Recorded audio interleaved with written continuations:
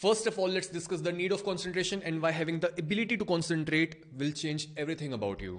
Because आजकल हमारे साथ क्या होता है, जब भी हम कोई काम कर रहे होंगे, चाहे हम ड्राइव करते हुए कहीं जा रहे होंगे, चाहे हम खाना खा रहे होंगे, चाहे हम वॉशरूम में जा रहे हैं, चाहे हम कुछ भी कर रहे हैं, हमें साथ के साथ ऐसा लगता है कि इसके साथ कुछ और भी हो, हम कुछ प्रोडक्टिव काम भी कर रहे हो। तो हम क्या करेंगे, हम खाना खाते हुए लैपटॉप खोल लेंगे या फिर फोन में कोई पॉडकास्ट सुनने बैठ जाएंगे, हम कोई ऐसी एजुकेशनल वीडियो देखने लगेंगे ताकि हम अपने बारे में अच्छा फील कर सकें। अगर हम सोने भी जा रहे हैं, बेड से पहले कोई ना कोई बुक खुल जाएगी, या फिर साइड बाय साइड, चाहे हमारा पूरा उसमें दिमाग भी ना हो, हम कोई ऑडियो बुक सुन रहे होंगे। वॉक करते हुए भी ये हो रहा होगा चीज, और हमारे अंदर कुछ ना कुछ गिल्ट आता है कि यार इतना ज्यादा आजकल कंपटीशन है, तो मैं हर समय प्रोडक्टिव क्यों नहीं बन रहा। मैं कुछ और काम कर रहा हूं, मैं चाहे रिलैक्स करने की भी सोच रहा हूं कि ठीक है थोड़ी देर में शांति से बस बैठ जाऊं, तब भी हम वो काम नहीं कर पाते, हम मस्ती भी नहीं कर पाते हैं। और हम ये सोच रहे होते हैं कि हम एफिशिएंट कैसे बने, हम ज्यादा से ज्यादा अपनी एफिशिएंसी कैसे बढ़ाएं, और एक समय पर हम मल्टीपल काम कैसे करें। बट यही जो हमारा लालच है, जो हमारी इंस्टिंक्ट है कि हम एक टाइम पर मल्टीपल चीजों को करें, यही लालच हमारा कर्स बन चुका है। बिकॉज जब भी आप अपनी मस्ती करने के समय पर या फिर रिलैक्स करने के समय पर भी कोई ना कोई काम को ले आते हो, तब ना तो आप मस्ती कर पाते हो, ना आप रिलैक्स कर पाते हो, और ना ही आप एक्चुअल में कुछ समझ पाते हो। आप अपने माइंड की पावर को एक जगह पर कॉन्सेंट्रेट नहीं कर रहे होते। माइंड इतना ज्यादा पावरफुल है, लेकिन आप क्या करते हो, आप उसकी पावर को डिस्पर्स कर रखते हो, आप उसको स्केटर कर रखते हो। और यही होता है माइंड को वीक बनाना। यही लोग जो कर रहे होते हैं बार बार कि मैं ये चीज भी कर लूं, वो चीज भी कर लूं, ये जो लालच होता है कि मेरे पास एक लिस्ट है और मैं उसमें से किसी भी चीज को काट नहीं सकता, मैं कोई भी सैक्रिफाइस नहीं कर सकता, हर चीज जरूरी है। अगर आप भी ये सोच रहे हो कि मेरे पास एक लिस्ट है और मेरे को आज ये काम करना है, मेरे को बुक भी पढ़नी है, मेरे को जिम भी जाना है, मेरे को अपने पेरेंट्स की कोई बात भी सुननी है, मेरे को एग्जाम की तैयारी भी करनी है, मेरे को मेडिटेट भी करना है, अगर आपके पास 10 चीजों की लिस्ट बनी हुई है कि आज ये सारे काम करने हैं, बट आपको पता है कि आप ये सारे काम एक दिन में नहीं कर सकते हो, और ये जानने के बाद भी आप सोचते हो कि नहीं नहीं नहीं नहीं, मैं फिर भी करूंगा, ये है लालच, ये है एफिशिएंट बनने की चाह। और इसी वजह से आप कुछ भी नहीं कर पाते हो। आप हर चीज जो है हाफ एसिडली करते हो, पूरा दिल से नहीं करते हो आप उस चीज को, और इस वजह से आप पीछे रह जाते हो। आपका जो माइंड की पावर है, आप उसे प्रॉपर्ली यूज ही नहीं कर पाते हो, आप किसी भी चीज पर कॉन्सेंट्रेट नहीं कर पाते हो। अपने दिमाग में इस चीज को डाल लो कि अगर आपको यही नहीं पता कि किस चीज को सेक्रीफाइस करना है और किस काम को प्रायोरिटाइज करना है, तो आपके काम करने का तरीका ही गलत है। Because efficiency is for the weak. जो स्मार्ट लोग होते हैं, जो स्ट्रांग लोग होते हैं, वो प्रायोरिटाइज करना जानते हैं कि इस टाइम पर मेरे को क्या काम करना है, और बाकी सारे काम को मैं हिम्मत के साथ, करेज के साथ बोल सकूं कि ये मेरे को नहीं चाहिए, कोई बात नहीं, इट्स अ ट्रेड ऑफ। मेरे को पता है कि मेरे को हर चीज नहीं मिल सकती है, तो कई चीजों को मैं जाने दे सकता हूं। This is courage, this is intelligence, this is wisdom. But अगर आप ये नहीं कर रहे हो, तो आप वीक माइंडेड हो। और यही लोगों की जो बुरी आदत होती है कि मैं इस समय पर वो सारे काम भी कर लूं और मैं ऐसा फील ना करूं कि मैं किसी चीज पर मिस आउट कर रहा हूं या फिर मैं बाकी सारे कॉम्पिटिशन से दूर हो रहा हूं। यही चीज एडीएचडी और प्रोक्रेस्टिनेशन जैसी चीजों को जन्म देती है। बिकॉज आपके पास हर समय इतना ज्यादा काम होता है, इतनी बड़ी लिस्ट होती है आपके पास, कि आपका माइंड भी उस पूरी लिस्ट को देखता है एक बार और वो बोल देता है कि भाई तू इस चीज को नहीं कर पाएगा। जितना भी आपका रैशनल माइंड बोल ले कि हाँ मेरे को ये करना है, मेरे को ये करना है, मेरे लिए ये सारी चीजें जरूरी है, in the back of your mind, in your emotional brain, आपको पता होता है कि मेरे बस की नहीं है ये करना। और फिर होता क्या है, आपका माइंड आपको मोटिवेशन और एनर्जी देना बंद कर देता है। आप पहले ही एग्जॉस्टेड फील करते हो और आप जरा सा कुछ काम को देखते हो कि हाँ ठीक है यार इतना सारा काम है, आप एक विक्टिम की तरह फील करते हो कि यार इतना सारा मैं काम कैसे करूं। आप एक्चुअल में विक्टिम नहीं हो, आपको बस काम करने का तरीका नहीं आता है। और यही सेम चीज आजकल लोग डेटिंग में भी करते हैं। डेटिंग में क्या होता है, हमारे पास उसमें भी बहुत बड़ी लिस्ट होती है कि मेरे को एक इंसान में क्या क्या चीजें चाहिए। फॉर एग्जाम्पल, किसी की लिस्ट में ये चीज हो सकती है कि मेरे को एक खूबसूरत इंसान चाहिए, उसकी पर्सनैलिटी भी अच्छी हो, वो बहुत ज्यादा पैसे भी कमाता हो, वो बस मेरी बॉडी पर, मेरी लुक्स पर या फिर मेरे पैसों पर फिदा ना हो, वो मेरी पर्सनैलिटी को भी देखे और वो मेरी फैमिली की भी रिस्पेक्ट करे। 10 चीजें ऐसी होती है कि वो इमोशनली अवेलेबल भी हो। इतनी सारी चीजें हम लोगों से एक्सपेक्ट कर रहे हैं कि हर चीज पर टिक होना चाहिए। तो इससे प्रॉब्लम क्या होती है, हमें कोई भी इंसान मिलता ही नहीं है। ये निकलता है आउटकम। आजकल लोगों के इतने ज्यादा भाव बढ़े हुए हैं, इतना ज्यादा वो सोचते हैं कि हाँ यार पूरा एकदम परफेक्ट इंसान मेरे को कहीं से मिल जाए, और वो सेक्रीफाइस करना नहीं जानते। उन्हें ये नहीं पता होता कि अगर आपको कोई चीज बहुत ज्यादा प्यारी है तो वो चीज आपको मिल जाएगी। इस बात की गारंटी है कि अगर कोई चीज एक्चुअल में आप बोलते हो कि हाँ यार मेरे पार्टनर के पास बहुत ज्यादा पैसे होने चाहिए, मिल जाएगी। इसके अलावा 50 चीजें और मत बोलो। अगर आपको चाहिए कि मेरा पार्टनर दिखने में बहुत अच्छा हो, ठीक है, मिल जाएगा। कोई ना कोई आपको, दुनिया में इतने सारे लोग हैं, कोई ना कोई मिल जाएगा। बट अगर आप उसको प्रायोरिटाइज करना नहीं जानते और बाकी चीजों को सेक्रीफाइस करना नहीं जानते, अगर आप ये नहीं बोल रहे कि यार एक चीज बस ये मिल जाए मेरे को, बाकी सारी चीजें जाए भाड़ में, इट्स ओके, मेरे को कोई फर्क नहीं पड़ता अगर बाकी चीजें नहीं मिल रही, तो ये चीज मिलनी चाहिए। अगर आप ये नहीं बोल रहे हो तो आपको कभी कोई नहीं मिलेगा। आज तक मैंने कोई ऐसी डेटिंग प्रोफाइल नहीं देखी है जिसमें किसी भी इंसान ने ये लिखा हो कि मेरी ये लिस्ट है और मैंने पूरे ऑर्डर से लिखी है कि कौन सी चीज इंपॉर्टेंट है। अगर पहली 3 चीजें मेरे को किसी इंसान में मिल गई तो इट्स वेरी गुड, और बाकी 4 to 10 जो मेरी लिस्ट में चीजें हैं अगर वो मेरे को ना भी मिली या फिर वो चीजें आप में कम भी हो तो कोई बात नहीं, हम मैनेज कर लेंगे। ऐसा कोई भी नहीं लगता, because people are stupid and people are greedy. उन्हें लगता है कि हर चीज मिल जाए और हम हर चीज डिजर्व करते हैं, और इसी वजह से वो सिंगल रह जाते हैं। जब आपको ये चीज पता ही नहीं है कि आप किस क्वालिटी को सैक्रिफाइस कर सकते हो और किस क्वालिटी को आपने 100% प्रायोरिटी देनी है, तो आप कभी डिसीजन ले ही नहीं पाओगे और जो भी आपका काम है वो अधूरा रह जाएगा। और ये एक ह्यूमन प्रॉब्लम है। यानी हम ये नहीं बोल सकते कि टेक्नोलॉजी की वजह से ऐसा हो गया है कि हमारे पास सोशल मीडिया है, एड्स हैं, मूवीज हैं, ये सारी चीजें हमें डिस्ट्रैक्ट करती है। टेक्नोलॉजी को डेवलप ही इसलिए करा जाता है ताकि वो हमारी अटेंशन को चुरा सके। नहीं, ये कोई नई बात नहीं है हमारे लिए। ये हजारों सालों से हमारे साथ होता आ रहा है कि हम किसी चीज पर फोकस नहीं कर पाते, हम किसी चीज के लिए सैक्रिफाइस नहीं कर पाते, किसी एक चीज को प्रायोरिटाइज नहीं कर पाते। ये बहुत पुरानी प्रॉब्लम है। और तभी पतंजलि ने भी योगा सूत्र में बोला है कि तुम किसी भी ऑब्स्टिकल को ओवरकम कर सकते हो एक तत्वम अभ्यास करके, यानी प्रैक्टिसिंग ओनली वन थिंग। और उन्होंने ये चीज इस अंडरस्टैंडिंग के साथ बोली है कि हर चीज में जो भी चीज है, जो भी इंसान है इस दुनिया में, कितनी भी तुम प्लैनेट्स के बारे में बात कर लो, तुम सन के बारे में बात कर लो, तुम लाइट के बारे में बात कर लो, कोई भी चीज जो है उसका रॉ मटेरियल एक ही है। किसी भी चीज को अगर हम देखते हैं, चाहे माइक है, कुछ भी कैंडल है, ये कोम है, कुछ भी मेरे पास है, लेंस का कवर है, जो भी चीज है उसका अगर हम बॉइल डाउन करके देखें कि इसका फंडामेंटल बिल्डिंग ब्लॉक क्या है, किस तत्व से ये चीज बनी है, सबसे फंडामेंटली क्या है इसके अंदर, तो वो एक चीज हर चीज में कॉमन है। वही चीज मेरे अंदर भी है, वही चीज इस माइक के अंदर भी है, इवन दो ये जीवित नहीं है तब भी। तो वो जो तत्व है, अगर हम किसी भी चीज को पकड़ लें, अगर हम किसी भी चीज को पकड़ लें और उस पर लॉन्ग इनफ अटेंशन पे करें, तो इवेंचुअली हम उस तत्व तक ही पहुंच सकते हैं जो तत्व हर चीज में कॉमन है। समझो इस चीज को। इसी वजह से पतंजलि ने बोला है कि do only one thing for a certain period of time. और ये चीज योगा में इंस्ट्रक्ट भी करी जाती है कि अगर आप फोकस नहीं कर पा रहे हो, अगर आपको एडीएचडी है, अगर आप कॉन्सेंट्रेट नहीं कर पा रहे हो, तो बस दिन में 10 से 15 मिनट ऐसा टाइम निकालो जहां पर बस एक चीज पर आपका फोकस होगा। This will train your focus. और ये बहुत बेसिक चीज है। इवन आदि शंकराचार्य ने भी यही सेम बात बोली थी, निश्चल तत्वम जीवन मुक्ति। यानी अगर एक इंसान अपने अंदर सिर्फ एक इंटेंशन को लंबे समय तक होल्ड करे रख सकता है, तो ऐसे इंसान को लिबरेशन कभी डिनाई नहीं करी जा सकती, उसकी मुक्ति गारंटीड है। अगर आप एक थॉट को, एक इंटेंशन को, किसी भी चीज को पकड़ लो बस, और बस उसे देखो, उसको पकड़ के देखो, अगर आप उसको लंबे समय तक पकड़ के देख सकते हो, then you are different from everyone. Because हर कोई अपने अंदर एरोगेंस बिठाकर बैठ गया है कि यार सरफेस पर उन्होंने हर चीज को समझ लिया है, पॉडकास्ट सुन लिए हैं, ऑडियो बुक सुन ली है, किताबें पढ़ ली हैं, बट सरफेस से नीचे उनको कुछ पता ही नहीं है। और जस्ट बिकॉज उनको ये लगता है कि सरफेस पे अगर मेरे को कोई चीज समझ आ गई है तो मेरे को एक्चुअल में वो चीज पता लग गई है कि ये है क्या, वो किसी चीज को पकड़ने की उनमें चाह ही नहीं होती, उनमें क्यूरियोसिटी बचती ही नहीं है। उनकी ईगो इतनी ज्यादा स्ट्रांग है कि हाँ आई ऑलरेडी नो, मेरे को मत बताओ, किसी और को सिखाए है। ये होता है उनका attitude. And this is why they lack concentration and this is why their minds are very weak. और तभी हमें कॉन्सेंट्रेट करना सीखना है, तभी हमें किसी एक चीज को पकड़ के उसको होल्ड करे रखना सीखना है कि हाँ, कोई भी अगर मेरा थॉट है उसको मैं जाने ना दूं। वो होती है हिम्मत। बिकॉज टेम्पटेशन बहुत ज्यादा आती है हमारे अंदर कुछ ना कुछ थॉट आता है, कोई ना कोई बाहर की चीज होती है, कभी अंदरूनी चीज होती है जो हमें डिस्ट्रैक्ट करती है। This is the work of the devil. जैसे मिथोलॉजी में ये समझाया जाता है, चाहे क्रिश्चियन मिथोलॉजी हो, कोई भी ऐसी स्टोरीज हो, पुराने लोग हमेशा ये बिलीव करते थे कि डिस्ट्रैक्शन जो आती है वो डेविल क्रिएट करता है। लेकिन अगर तुम्हें सच के पास पहुंचना है, तुम्हें भगवान के पास पहुंचना है, तो तुम डिस्ट्रैक्शन को ना बोलना सीखो, तुम एक चीज पर फोकस करना सीखो। So now with this understanding let's move on to the actual practices और टेक्निक्स ऑफ कंसंट्रेशन, और कैसे आप एक थॉट को अपने माइंड में लंबे समय के लिए होल्ड करे रख सकते हो।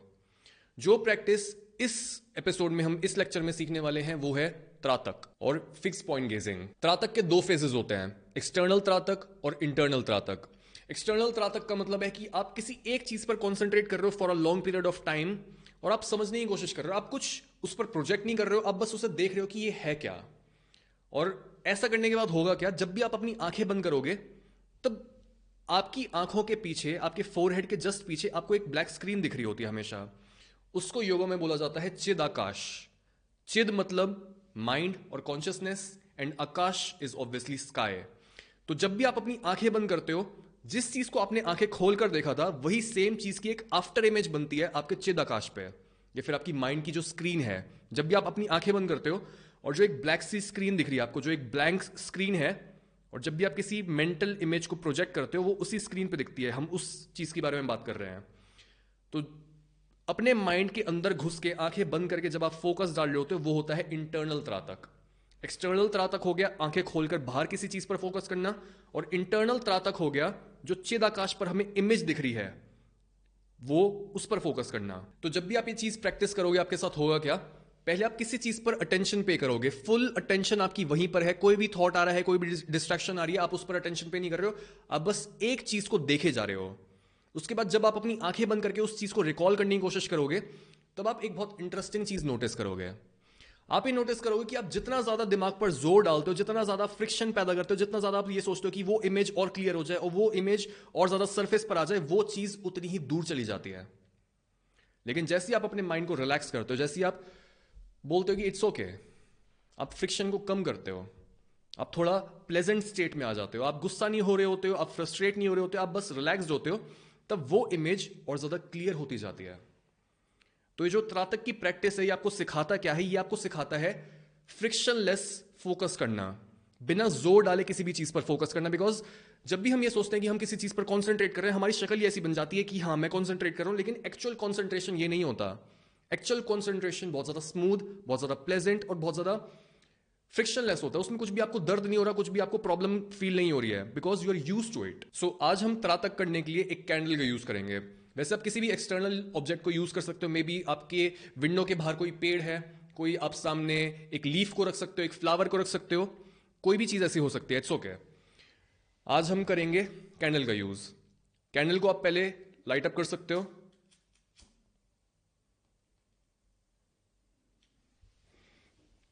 यूजुअली हमें जो चीज़ होती है, जो हमारा ऑब्जेक्ट होता है, वो 5 से 10 फीट दूर होना चाहिए, बट ऑब्वियसली अगर मैं ज़्यादा दूर रखूंगा तो ये फ्रेम में नहीं आएगा, तो मैंने इसको यहीं पर रखा हुआ है। बट आप यूजुअली क्या करोगे, एक छोटी चीज़ लोगे और उसे अपने से थोड़ा दूर रखोगे। नाउ आपने क्या करना है, आपने शुरू करना है कैंडल के बेस से। पहले हम बेस से शुरू करेंगे, फिर हम मिडल में आएंगे और धीरे धीरे करके हम कैंडल की विक और फिर उसकी फ्लेम तक जाएंगे। ऐसा करने से हमारे दिमाग में प्रॉपर एक इमेज बन पाएगी, जिसको हम फिर से फोकस करके अपने माइंड को सिखा सकते हैं कि वो किसी भी चीज को प्रॉपरली डीपली कैसे देखे। किसी भी चीज को हमें शैलो तरीके से नहीं देखना होता है। किसी भी चीज को जब हम देख रहे हैं, हमें यह पक्का करना है कि हमारी नजर उसके आर पार जा पाए। हमें पता हो कि ये चीज एक्चुअल में क्या है, वहां पर हमारी बायसेस ना हो, वहां पर ये ना हो कि हमें को ऑलरेडी पता है। हम एम्प्टी हो वहां पे और हमारी क्यूरियोसिटी एकदम पीक पोजिशन पर हो। Now let's start. स्टार्ट कैसे करना है, हमें अपनी आइज को ज्यादा ब्लिंक नहीं करना। जितना आप अपनी ब्लिंकिंग को डिले कर सको उतना अच्छा है, और उतनी ही आपकी जो वापस से मेंटल इमेज बनेगी वो बहुत ज्यादा क्लियर बनेगी। तो शुरू करते हैं हम कैंडल के बेस को देखने से without blinking. Delay the blinking as far as possible.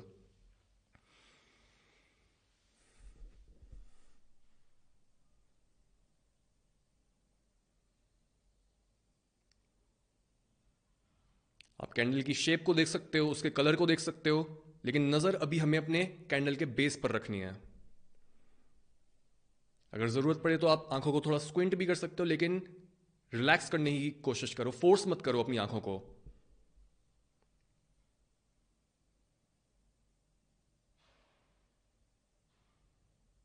आंखें इस समय पर थोड़ा वाटरी होंगी, थोड़ा आंसू बनेंगे आपकी आइज को लुब्रिकेट करने के लिए, दैट्स फाइन।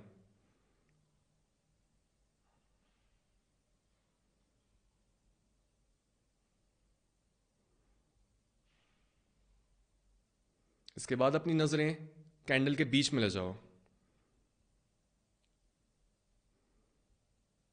देखो कि किस तरह से वैक्स पिघल के कैंडल के नीचे आ रहा है। हर चीज पर अटेंशन पे करो और उनकी शेप्स को देखो कि अच्छा, जो वैक्स मेल्ट हो रहा है उसकी शेप कैसी बन रही है।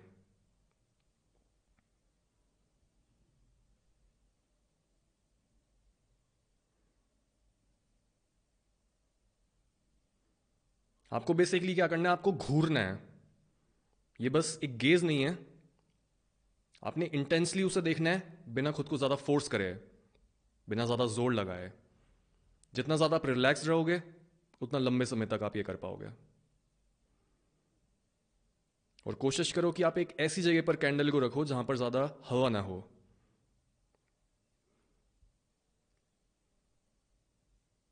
अब धीरे धीरे अपनी नज़रें कैंडल के टॉप पर ले जाओ। अभी हमें फ्लेम को नहीं देखना, हमें बस जो विक है, जो धागा है जिसके ऊपर आग जल रही है, उस पर अपनी नज़र रखनी है।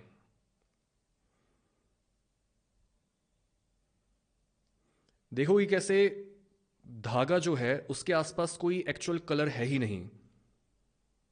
आग का जो बॉटम है वो एकदम क्लियर है,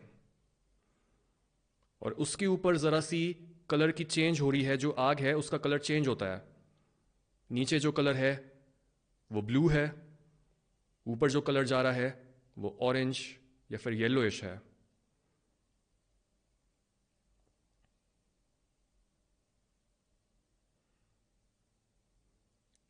अब अपनी आंखें फ्लेम पर ले आओ। फ्लेम की शेप को देखो। देखो कैसे जो आग है उसके भी अलग अलग शेड्स हैं, और उसके आसपास कैसे रोशनी फैली हुई है।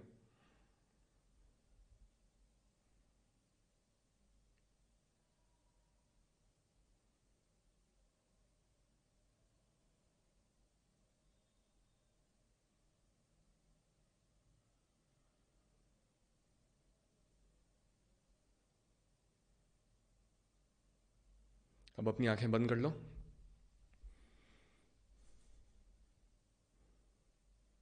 जैसे आप रिलैक्स करोगे, आंखें बंद करोगे, वैसे आपको दिखेगा कि जो आपने देखा, जिस भी ऑब्जेक्ट पर आपने फोकस करा, उसी ऑब्जेक्ट की एक मेंटल इमेज बनके आपके चिदाकाश पर फॉर्म हो रही है।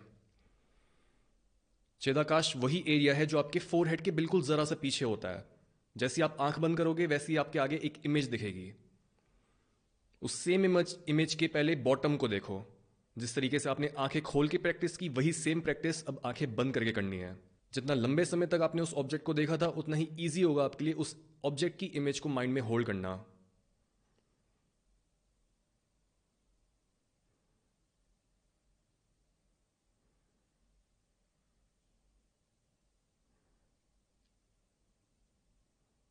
अगर माइंड में कोई डिस्ट्रैक्शन आ रहा है, कोई दूसरा थॉट आ रहा है, उसको इग्नोर करो। और अगर जो भी आपने ऑब्जेक्ट देखा, अगर वो कैंडल ही है, अगर वो सेंटर से दूर जा रही है, तो वापस से उसे खींच के सेंटर में प्लेस करो। अपना विजन का सेंटर हमेशा कैंडल को या फिर जो भी ऑब्जेक्ट आप फोकस कर रहे हो उसको ही बनाए रखो।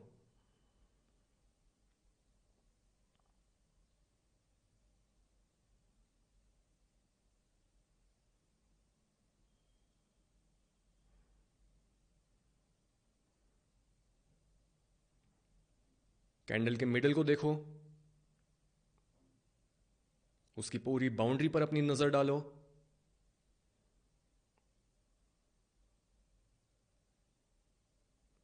जैसे जैसे वैक्स मेल्ट हो रही थी, उसको वापस से अपने दिमाग में रिक्रिएट करो। कैसी शेप थी उस वैक्स की।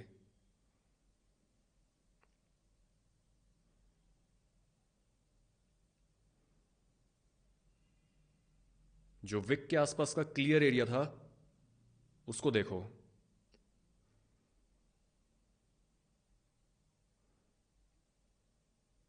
अब देखो कि आग कैसी है, आग की शेप क्या है, उसका कलर कैसा है, उसके आसपास लाइट कैसी फैली हुई है।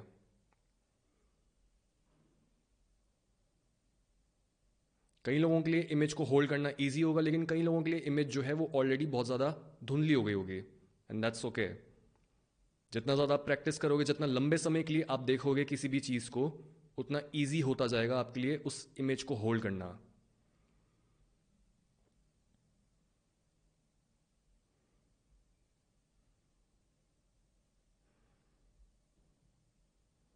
नाउ इस प्रैक्टिस को हम एंड करेंगे। अपने हाथों को साथ में जोड़ो, उन्हें रब करो, हीट प्रोड्यूस करो अपने हाथ के बीच, और अपनी आइज को कप करो।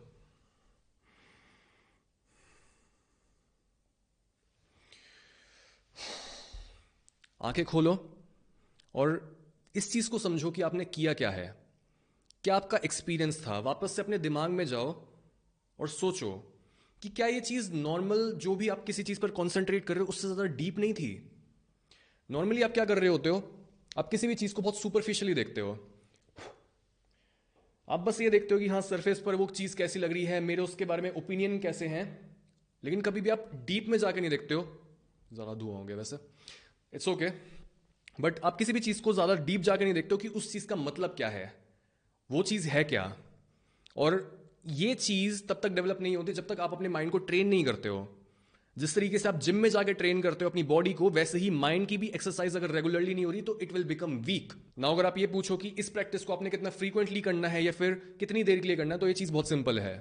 अगर हम एक वेल ट्रेन्ड योगी की बात करें तो on average they only train for 10 to 20 minutes every day या फिर एवरी अदर डे। जिस तरीके से आप जिम में जाके ट्रेन करते हो, मे बी आधा घंटा पौना घंटा, उतना भी आप ट्रेन कर सकते हो। बहुत लोग ऐसे हैं जो अपनी हैबिट बना लेते हैं किसी भी चीज़ पर अटेंशन पे करने की विदाउट ब्लिंकिंग फॉर 30 40 50 मिनट्स।